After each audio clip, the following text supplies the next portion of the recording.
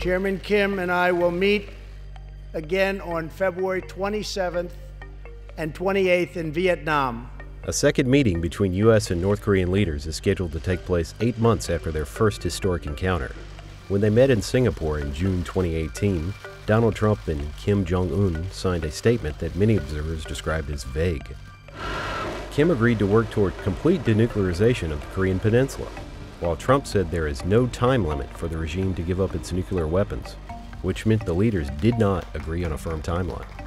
They did agree to work towards transforming the relationship between their countries and to building a lasting peace mechanism on the Korean peninsula.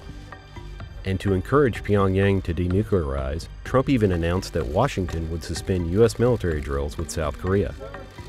But what progress has been made since that day in Singapore?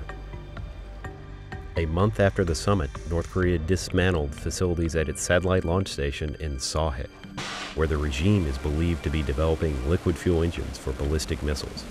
Despite that, Trump called off a planned trip to North Korea by his Secretary of State, Mike Pompeo, saying Pyongyang's denuclearization progress had been too slow.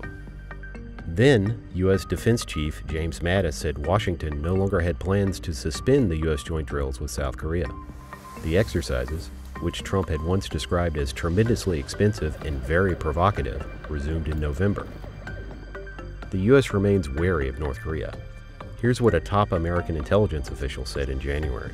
We currently assess that North Korea will seek to retain its WMD capabilities and is unlikely to completely give up its nuclear weapons and production capabilities because its leaders ultimately view nuclear weapons as critical to regime survival.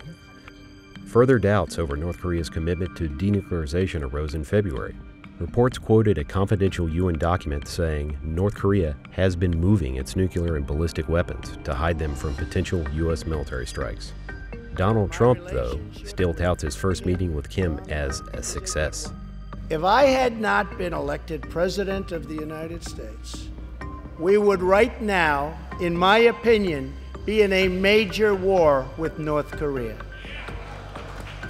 But critics say the second Trump-Kim summit might end up looking much like the first one, offering a set of ambiguous terms and little tangible progress.